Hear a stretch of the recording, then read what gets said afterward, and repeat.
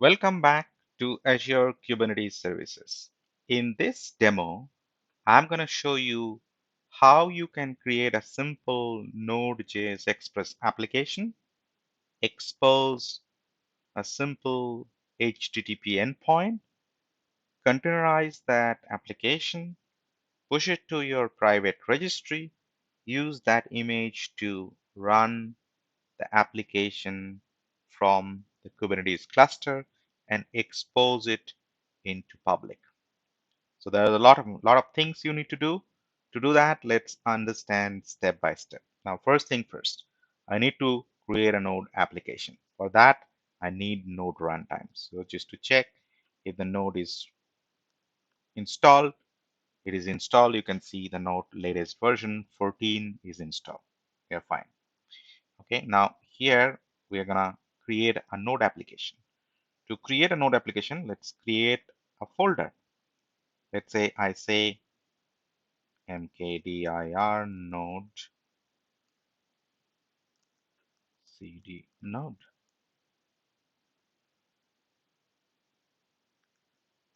Definitely it's m, not n, so we are inside the node. So there is nothing at this point in time, so let's use this npm init. If I do that, now it will ask you a few things. Node sample application.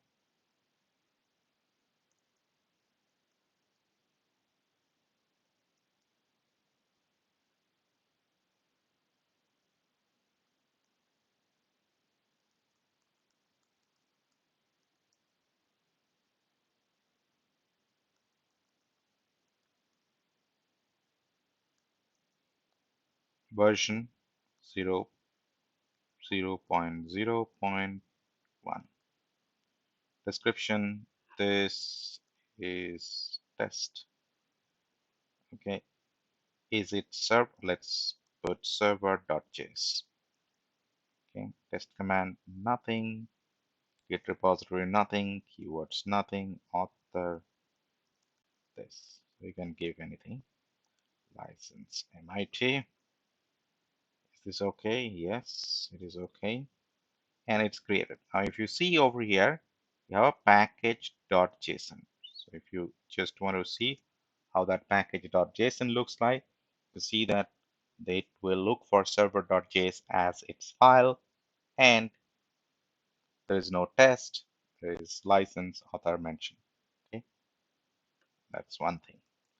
Now, if you come out and then because we are going to use something called Express, so we need to bring in the Express. So I'll say npm install Express. A simple command. If you do that, then Express library will be part of my node. If you check your package.json, you'll find under dependencies, the Express has been added. That is done. Now I need a server.js. So let's create that server.js. If I do that, the server.js is created. Now let me handwrite a few things. And what I'm going to do is that I'm going to go ahead and create a very simple Express application. So I'll say you use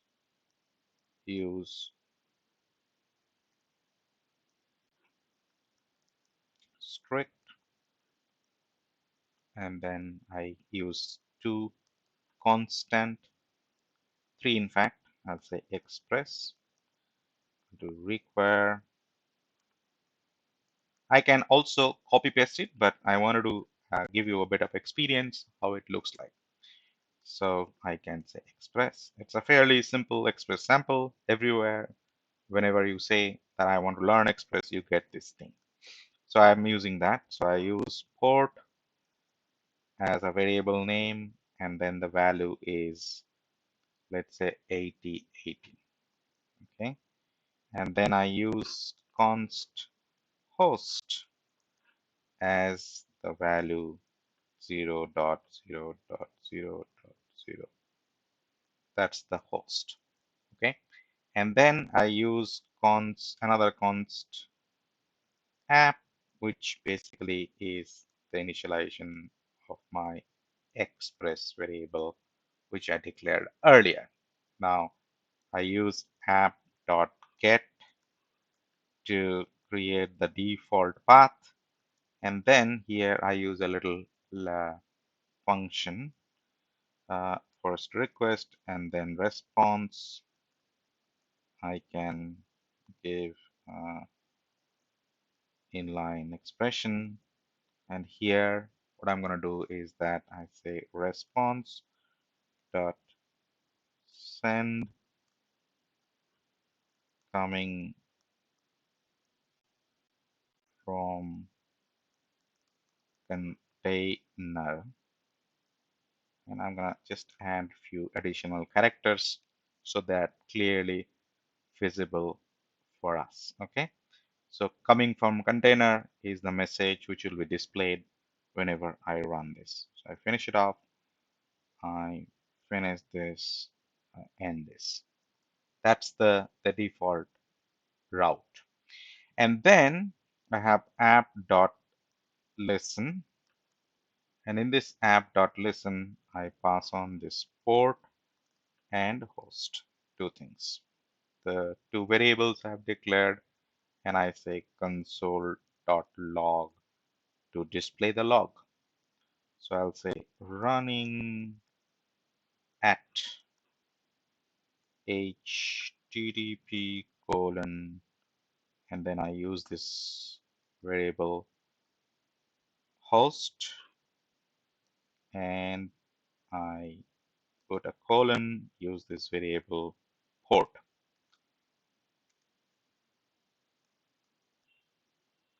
That should be fine. One thing I need to do here, instead of single quote, I need to use tilde. Okay, otherwise this will not work. So I'll also finish with semicolon and replace it with tilde.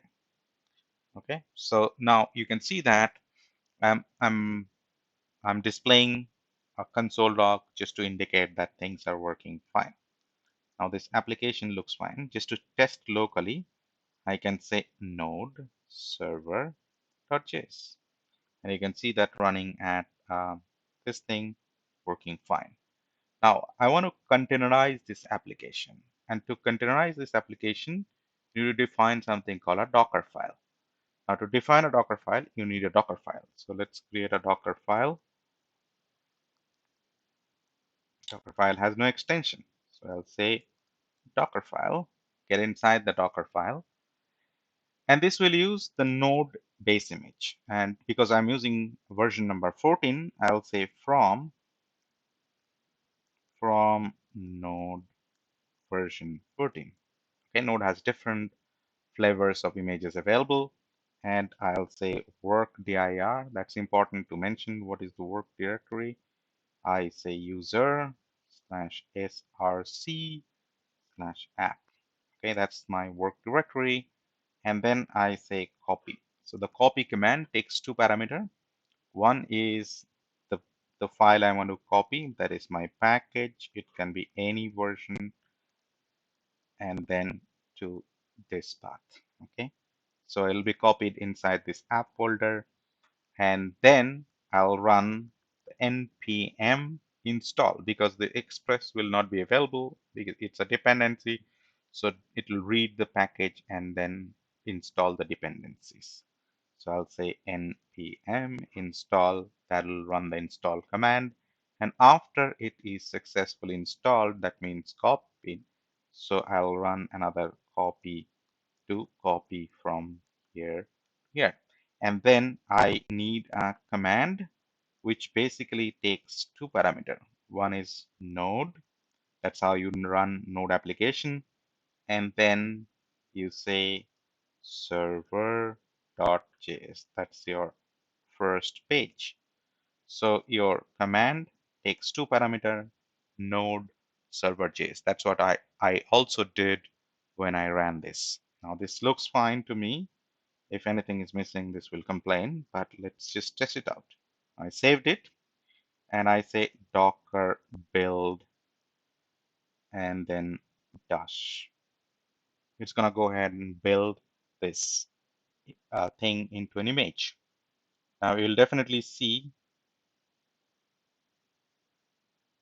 some warning it's showing up due to some thing, but that's okay. So I'll say Docker images. You must see a newly created image called 7 seconds ago. Now this definitely has no tag, so let's use some tag.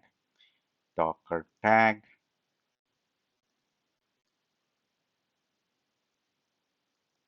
to node app Docker images. Node app is showing up here 32 seconds ago. That's the latest Node app. Now to test if the Node app is working, what we can do is that we can basically create something. Now, one thing I probably have missed, let me just check it out in the Docker file, is that I missed exposing a port. So let's do that over here. So if I say expose, and then I say this image will be exposed in port 8080.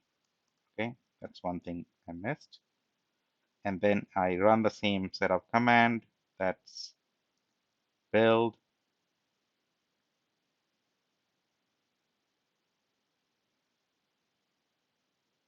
successfully. And then I say Docker images. It shows the build. This one is a new image. So let's clean few images. 6814. So if I just set 6814, it's gonna go ahead and delete this. And if I say Docker images, I'll only have this image, which is the image which I need to tag it. Docker tag, and I say node dash app 2. Okay. And I say Docker images, it's gonna go ahead and show me the image that is node app 2. Now let's test it out locally before pushing it. To test it, I say Docker run, and then I will use this port mapping to map my port, let's say 49,000 to 8080, and then I run it in a daemon kind of mode, a detached mode, and then provide the node app 2 as the image name. So what essentially this command will do, this will use this image which was built, and then it will run it locally. Okay, if I run this, it looks fine. So if I say Docker PS, you should be able to see an image, a container running local in my machine. Now, because I've used port number 4900, I can use my curl -i http colon local host port 49,000. It looks fine. You can see the message is coming from container. Now my container is ready. Now what I am going to do is that I'm going to push it to my ACR. Now ACR has a specific kind of naming convention. So let's tag my image using that naming convention. So I say Docker tag, and I say uh, ACRAKS. I remember Azure cr.io slash node dash app 2. I can also give something like version 1, version 2. If I leave it like that, it'll be tagged as latest. Now I gave this ID, which is becoming this one. So if I say Docker images, you see the list of images, and one of them is this one. Okay, this is the same image which I have created 3 minutes ago and tagged it. So it is coming up in the list as a different image. So you'll use this image. And then because I have done ACR login -n, and then I used my ACR to log into the ACR.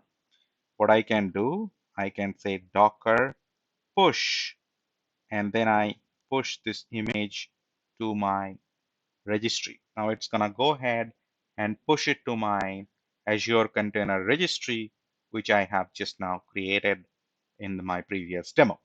Now it is there. When it is there, I'm ready to use this image to create a new pod. Now let's see what all pods I have. So I've got few pods running. So let's delete pod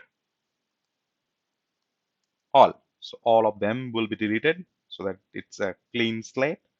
And I'm gonna go ahead and get a new pod running in my AKS cluster with the newly created image. Now I can run directly a pod.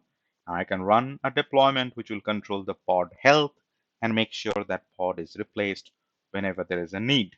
So always recommended that in production kind of scenario, you use deployment, you deploy a deployment which essentially will deploy a pod, but do not directly deploy a pod because then it will be difficult for you to monitor and observe. Okay, so let Kubernetes handle that. So I'll create a deployment.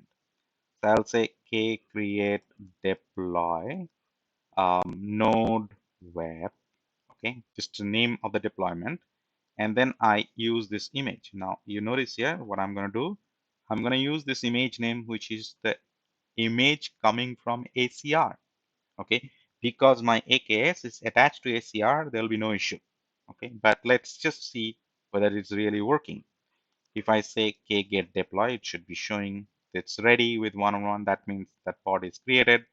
K get pod, you see the pod is running, which means that pod is running. Now, to access the pod, I can test it by going inside the pod and do a curl command inside the pod. But what I essentially would be doing is that accessing this as a public website. And to access this as a public website, I talked about in one of my previous demos that you use a service of type load balancer in the cloud scenario because I'm using Azure to have my cluster created so I can use that load balancer. So let's create a service. Now, if I say k create svc reju web, let's give a different name. Now, we don't create a service like this. What do? We say expose deploy node web, and then I say name of the service. Okay, so that's the name of the service, and then I say that port 8080. 80 is the port, and then I say target port is 8080. And most important part is the type. If you don't say, it will be cluster IP. It will not be accessible from outside of the cluster. So I'll say load balancer.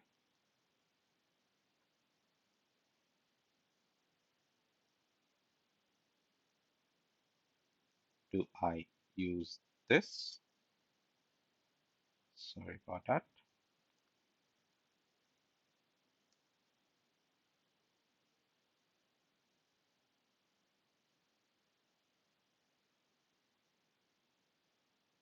There is a space after name. So let me just remove this. It's going to go ahead and create a service. So simple service with port 80.